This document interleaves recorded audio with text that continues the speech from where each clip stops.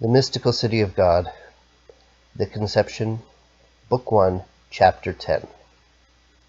The explanation of the 12th chapter of the Apocalypse is concluded. Woe to the earth and to the sea, because the devil is come down to you, having great wrath, knowing that he hath but a short time. Woe to the earth, where so many sins and such wickedness shall be perpetrated. Woe to the sea, which refused to pour forth its floods, and annihilate the transgressors at the sight of so great offences against its Creator, and to avenge the insults against its Maker and Lord. But more, woe to the profound and raging sea of those that follow the demon, after he had descended in their midst in order to war against them with great wrath and with such unheard of cruelty. It is the wrath of the most ferocious dragon, and greater than that of the devouring lion, who attempts to annihilate all creation, and to whom all the days of the world seem a short time to execute his fury. Such is his hunger and thirst to do damage to the mortals, that all the days of their life do not satisfy him, for they come to an end, whereas he desires eternal ages, if possible, in order to wage war against the sons of God. But incomparably greater than against all others is his rage against that most blessed woman, who shall crush his head. Therefore the evangelist says, "And when the dragon saw that he was cast unto the earth, he persecuted the woman who brought forth the man-child." When the ancient serpent saw the most unhappy place and state to which he had fallen, and that he was hurled from the empyrean heaven, he broke out in so much the greater rage and envy, like a wild beast tearing its own entrails. Against the mother of the Word incarnate he conceived such a furious rage as no human tongue or intelligence can ever describe or understand. But to a certain extent this anger can be surmised from that which followed immediately after the dragon found himself hurled with his hosts to the infernal regions. I will describe this event as far as I can, and as far as it has been made plain to my understanding. During the whole first week of the creation of the world and its contents, Lucifer and the demons were occupied in machinations and projects of wickedness against the Word, who was to become incarnate, and against the woman of whom he was to be born and made man. On the first day, which corresponds to Sunday, were created the angels. Laws and precepts were given to them for the guidance of their actions. The bad ones disobeyed and transgressed the mandates of the Lord. By divine providence and disposition, then, succeeded all the other events, which have been recorded above, up to the morning of the second day, corresponding to Monday, on which Lucifer and his hosts were driven and hurled into hell. The duration of these days corresponds to the small periods or delays which intervene between their creation, activity, contest, and fall, or glorification. As soon as Lucifer with his followers entered hell, they assembled in general council, which lasted to the morning of Thursday. During this time Lucifer exerted all his astuteness and diabolical malice in conferring with the demons and concocting plans to offend God so much the more deeply, and to obtain revenge for the chastisement to which he had been subjected. They came to the conclusion and resolved that the greatest vengeance and injury against God would be to impede the effects of the love which they knew God bore toward mankind. This they hoped to attain by deceiving men and persuading them, or even, as far as possible, compelling them to neglect the friendship of God, to be ungrateful toward him, and to rebel against his will. "This we must strive to do," said Lucifer. "Toward this end we must apply all our forces, all our solicitude and knowledge. We will subject the human creatures to our influence and will, in order to destroy them. We will persecute this race of men, and will deprive them of the reward promised to them. We will exert all our vigilance all our vigilance, to prevent them from arriving at the vision of God, which was denied us unjustly. I will gain great triumphs over them. I will destroy them all, and subject them to my designs. I will sow new sects and errors, and set up laws contrary to those of the Most High in all things. I will raise up from among men false prophets and leaders, who will spread these doctrines, and I will scatter this seed through them, and afterwards I will assign to them a place in these profound torments. I will afflict the poor, oppress the afflicted, and persecute the timid. I will sow discord, excite wars, and stir up nations against each other. I will raise up proud and haughty men to execute the dominion of sin, and after they shall have executed my designs, I will bury them in this eternal fire, and in so much the greater torments, the more faithfully they followed me. This is my kingdom, and this is the reward which I will give to those who follow me. I will wage fierce war against the incarnate Word, for although he is God, he is also man, and therefore of a lower nature than mine. I will exalt my throne and my dignity above his.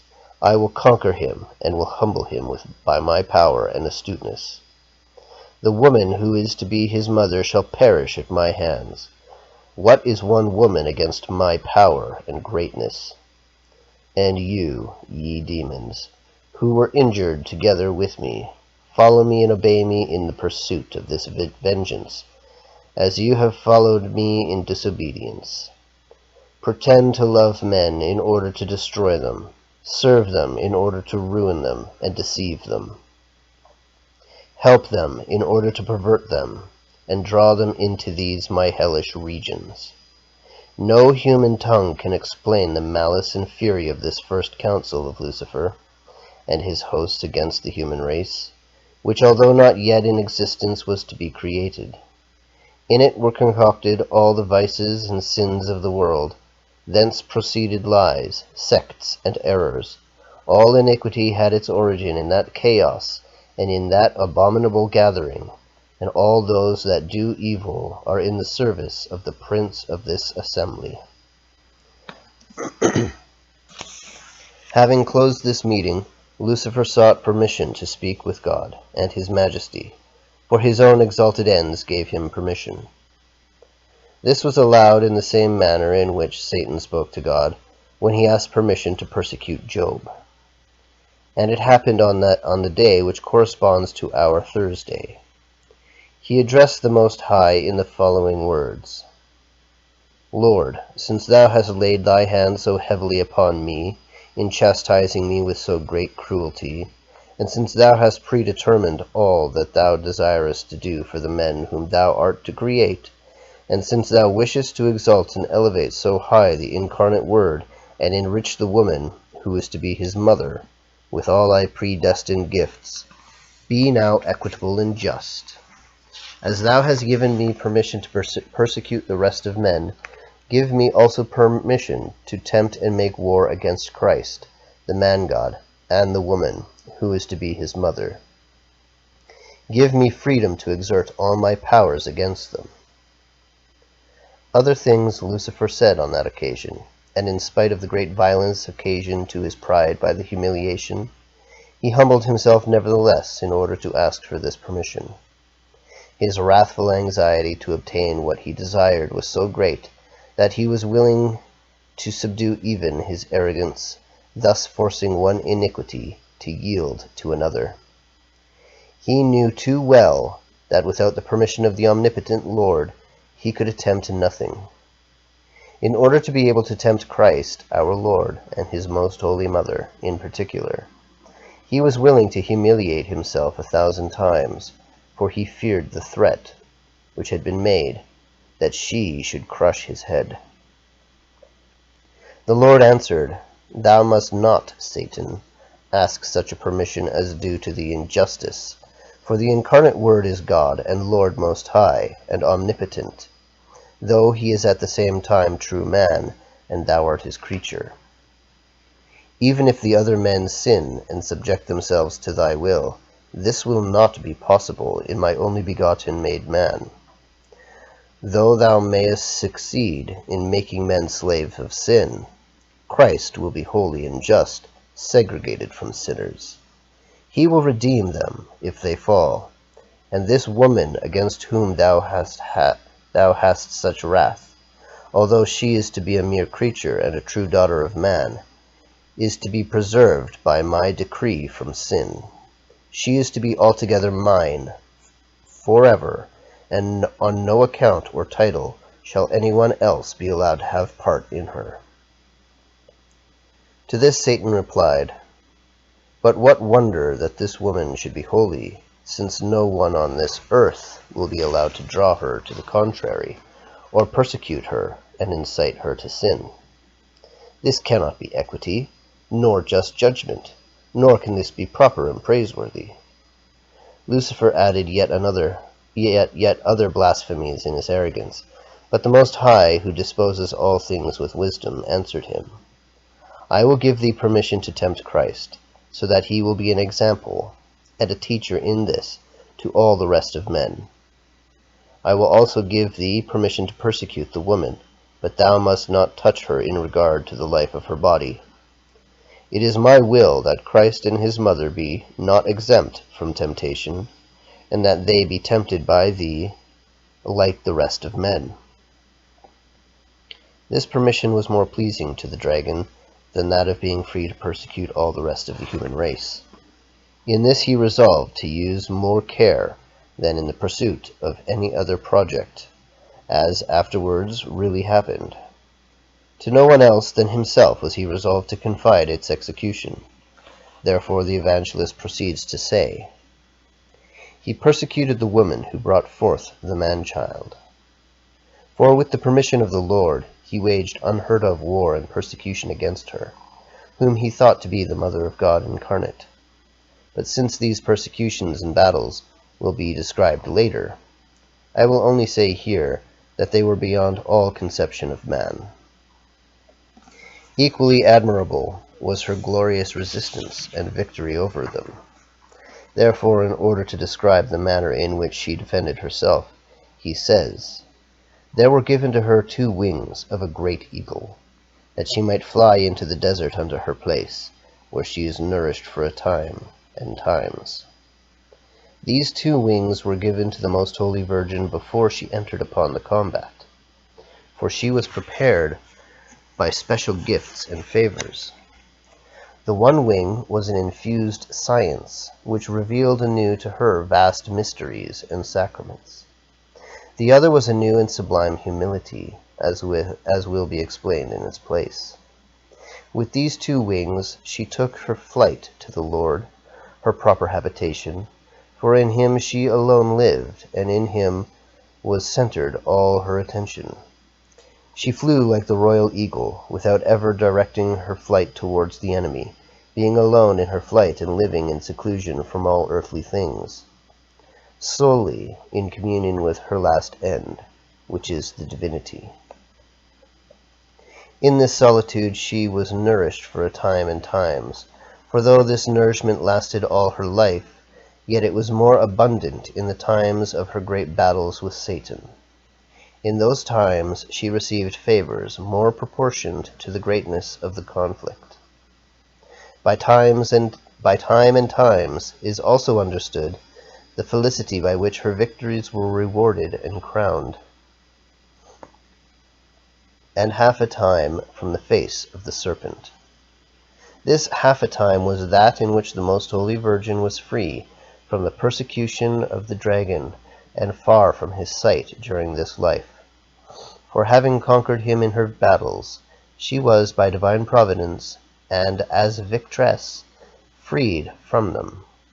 This freedom was conceded to her in order that she might enjoy the peace and quiet which she had merited after having conquered the enemy, as I will describe farther on. Concerning the time of the combat, the evangelist says, "And the serpent cast out of his mouth after the woman water, as it were a river, that he might cause her to be carried away. And the earth helped the woman, and the earth opened her mouth and swallowed up the river, which the dragon cast out of his mouth. All his malice and all his forces Lucifer exerted and directed against the mistress, for all those who were ever tempted by him seemed to him of less importance than Most Holy Mary.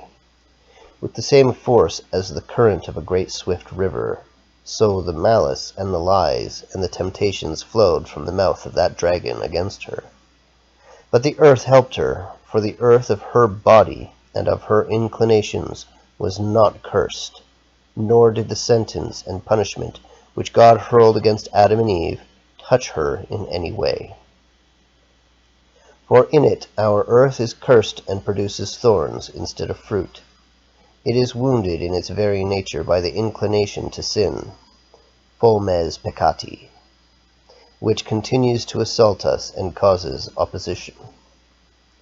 The devil avails himself of these inclinations for the ruin of men, for he finds within us arms for his offensive warfare, and catering to our evil inclinations by his false representations and apparent sweetness and delight, he draws us toward sensible and earthly things.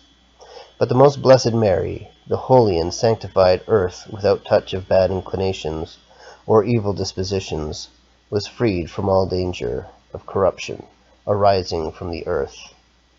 On the contrary, since all her inclinations were most orderly, composed, and obedient to grace, the earth of her body was in perfect harmony with her soul.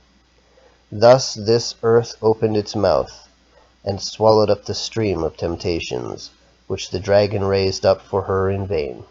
For he found that material, indisposed and unfomented for sin, unlike the other offspring of Adam. Their terrestrial and disorderly passions are more adapted to produce the floods of temptation than to absorb them, since our passions and our corrupt nature are always in opposition to virtue. On account of the futility of his efforts against this mysterious woman, Scripture says, "And the dragon was angry against the woman, and he went to make war with the rest of her seed, who keep the commandments of God, and have the testimony of Jesus Christ." The dragon, having been gloriously overcome in all things by the Queen of all creation, and dreading the furious torments of his own confusion and the ruin of all hell power, fled from her, determined to make cruel war against the other souls belonging to the generation and race of the most blessed Mother. These are the faithful who are marked with the testimony and the blood of Christ in baptism, as keepers of his commands and constant witnesses. For all the wrath of the demon turned so much the more toward the Holy Church and its members, when he saw that he would be unable to gain any advantage over Christ and his most holy Mother. Especially does he war against the virgins of Christ, and with a more particular hatred does he seek to destroy the virtue of virginity or chastity, this being the seed and the inheritance of the most chaste Virgin and Mother of the Lamb. On account of all this, the evangelist says, "And he stood upon the sands of the sea." This is the contemptible vanity of the world, on which the dragon feeds, and which he eats like hay. All this passed in heaven, and many mysteries were made manifest to the angels in the decrees of the divine will, regarding the privileges reserved for the Mother of the Incarnate Word. I have been short in describing what I saw, for the multitude of the mysteries has made me poor and halting in the words needful for their manifestation. And that's chapter 10.